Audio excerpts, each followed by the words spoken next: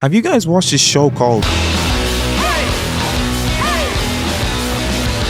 Wow! This looks so good! Is that my boy Scott? Oh. Whoa, hold on, what is this? No! What is it? The internet is triggered by this show's existence. It was hyped up to be the animated adaptation of the cult classic Scott Pilgrim comic series, and I feel it was just that. Except by episode 1, it's clear to the fans of the movies and the comics that this isn't going to be a faithful adaptation. Fans waiting 5-10 years for more Pilgrim content are very mad by this one episode. And while I hear some of the opinions, some people are definitely just jumping on the bandwagon to hate. So seeing that I'm now a big authority in the Scott Pilgrim verse, I'm going to attempt, and I do mean attempt, to calm down the reasonably annoyed fans and to eviscerate the disingenuous haters. So come with me as I try and defend my boy against the mob.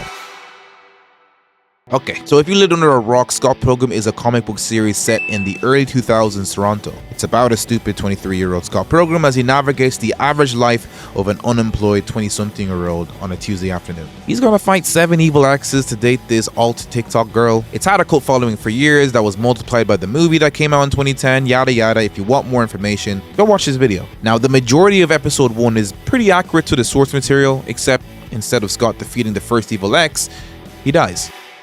Well, not really, but the fact is, in the original comics, Scott Wally mobs Matthew Patel. The bass player was punched to death. Did you say punched to death? And this is where the schism lies. Because on one side, there's people like, oh, okay, this is different. I wasn't expecting this, but you know. And on the other hand... No, I fear change!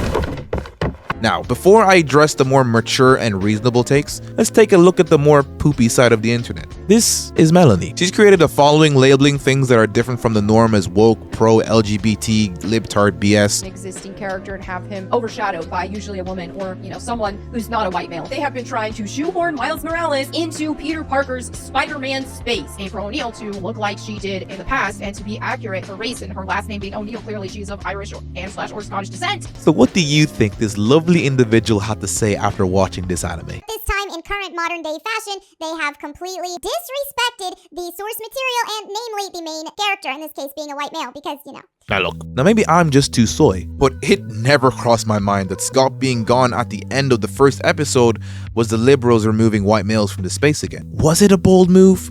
Most definitely. I myself was perplexed when the credits rolled at the end of episode 1. But you know what I did? I watched the rest of the show, rather than see a negative opinion on Twitter and make a video ragdolling a show I didn't even watch. Fans of the Scott Pilgrim books and 2010 film, then skip Netflix's modern adaptation, Scott Pilgrim Takes Off. If you are a fan of the Scott Pilgrim books and the 2010 film, watch the show. In the span of 8 episodes, we get a plethora of new content from the world we've grown to love and enjoy. And sometimes they did a better job fleshing out the cast than the books and the movies ever did. I never thought I'd finish this show and admit Lucas Lee and Matthew Patel are my favorite characters of the cast. Ironically, the 2 exes that were the most one-note and shallow now were given the space and time to give some meat on their bony characters. Lucas Lee is still that Hollywood bad boy making subpar movies, but you get to actually see there's more to him than just the fame. He actually becomes a little vulnerable and vents how Ramona did him dirty. But despite the pain of all that, he still continued to skate, something that was a pastime he shared with Ramona, supporting him when he initially sucked. And we never got that in the original story. Matthew Patel proceeds to challenge the final boss Gideon Graves for the position of evil ex-leader, which led to us getting one of the coolest fight scenes I've seen this year.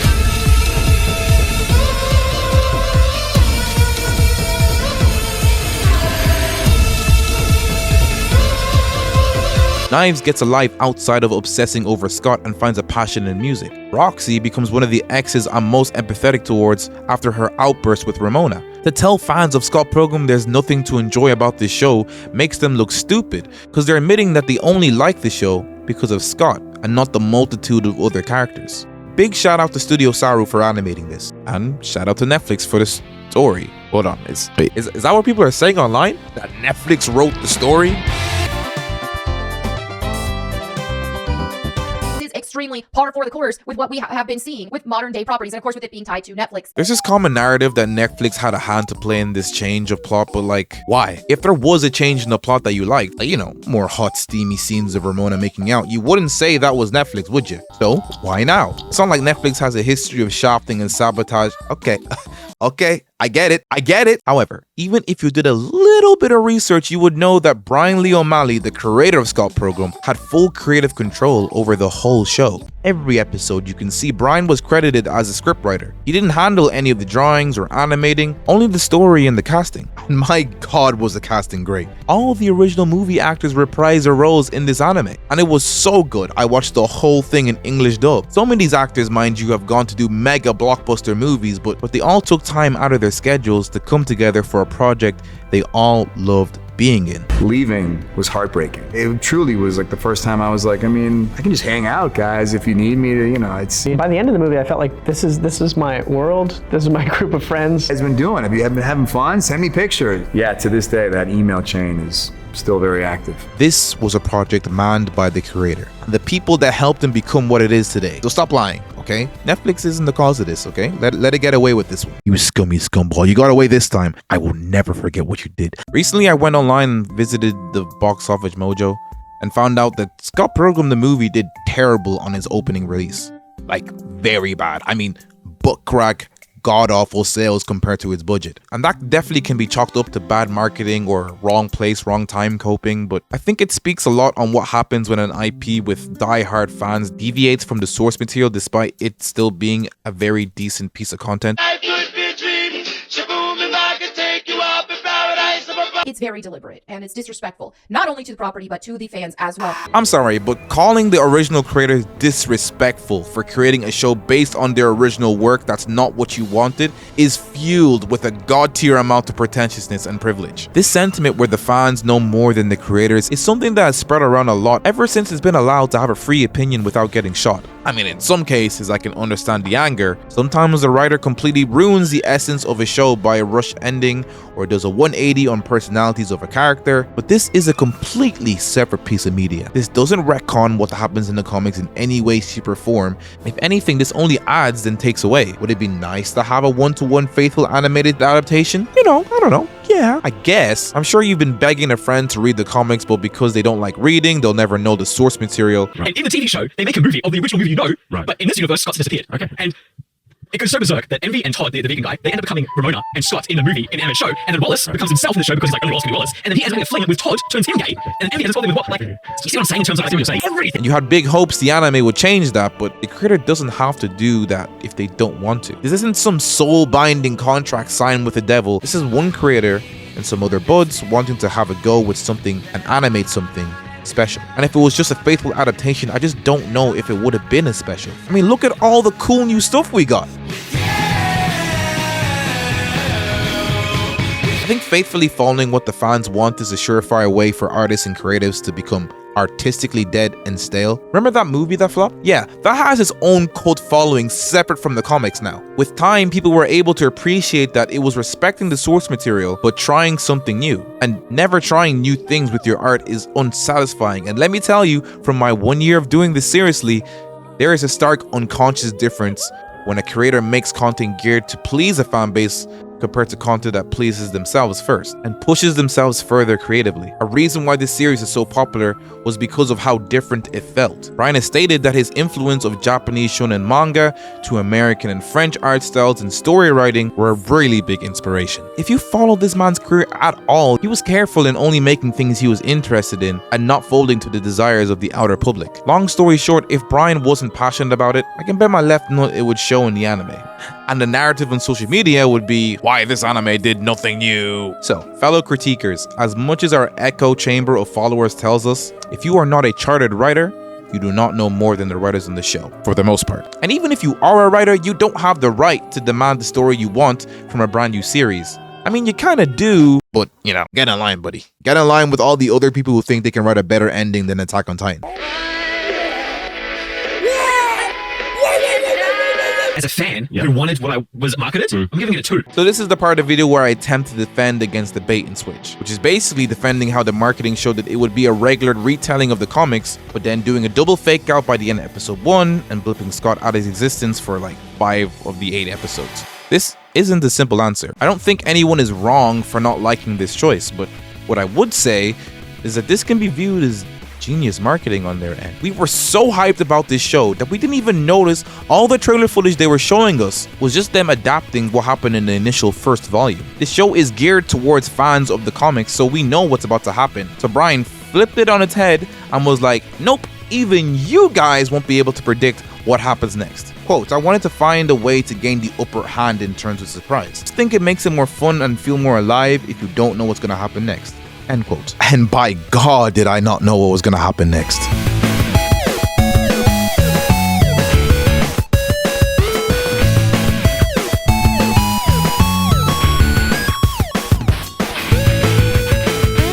I don't think it was disingenuous at all. It is still a story about Scott Pilgrim and his world. We get to see a version of Scott and Ramona in the future and how everything isn't peaches and gravy when the book ends. Scott regressed back into doing dumbass plans to get Ramona back, rather than just talking it out. And Ramona is just recluding back into her shadows, distancing herself yet once again. Brian is very much a writer who writes his current situation into his stories. He wrote Lost at Sea in his emotional early 20s, looking back at his teens. He created Scott Pilgrim in his mid-20s, looking back on his early 20s, and finishing it off in his 30s. As surprising as it is, I never spoke to the guy, but I imagine there's probably another message he'd like to tell if he got the chance to rewrite Scott Pilgrim. I know it might annoy you, but the same person isn't going to feel good retelling the same story he wrote more than 14 years ago. He's a man, I'm sure, who thinks differently than he did in his 20s, and I think there's a lesson there. I'm older now, so I wanted to be able to revisit Scott. I try not to ruin Scott Pilgrim, but bring a different perspective. It has always interested me, the fact that you can get older but not grow up. As I get older, I realize so many people have no idea what they're doing. So many people are stuck in the same kind of mindset as they were in high school or college. And look, I'm not trying to condemn Scott Pilgrim or the audience or anything. It's just, we can all do this. We could all backslide. We could all make poor choices. Maybe there's a sense that this is just a version of Scott going down the wrong path. And maybe we can learn from that and try not to go down that path ourselves. I think the future Scott storyline was great. It's poetic that the person who would get in Scott's way of happiness is Scott himself. That is still true to his character, as much as you guys do not want to admit that. And that led to one of the biggest what is going on moments in the whole show. Who saw this final battle panning out the way it did? I personally was nerding out at the Amaguchi soundtrack as the 7X's, Scott and co teamed up to beat this evil future Scott. This ending was great, except for, the Super Saiyan Ramona scene, but, even I gotta admit that was a little bit cringe. Just like Sonic the Hedgehog 3! I mean 3! So in conclusion, I don't think this anime is a replacement for the comics. Just like the movie, it leans on the fact that it is another genre. It adds a narrative twist you can enjoy if you just stop being a huge fan of Scott Pilgrim and be a fan of the Scott Pilgrim universe. May I remind you that the movie was a flop on release, but over time people began to love and appreciate it. So there's always a chance to change your mind about watching this show or even giving it a go with a new lens or perspective. And if you still don't like it, that's fine. As for me, I just want to see more creators be free to try out new things, because it's that same boldness and integrity to the craft that will eventually create the new Scott Pilgrim for future generations. And to the haters like lovely Melonie, I got one thing to say to you. If you still want to hate after all of what I said, Whatever. well, yeah, I can't lie. What do I know? Maybe I'm the only one who enjoyed it, and maybe I'm just wrong.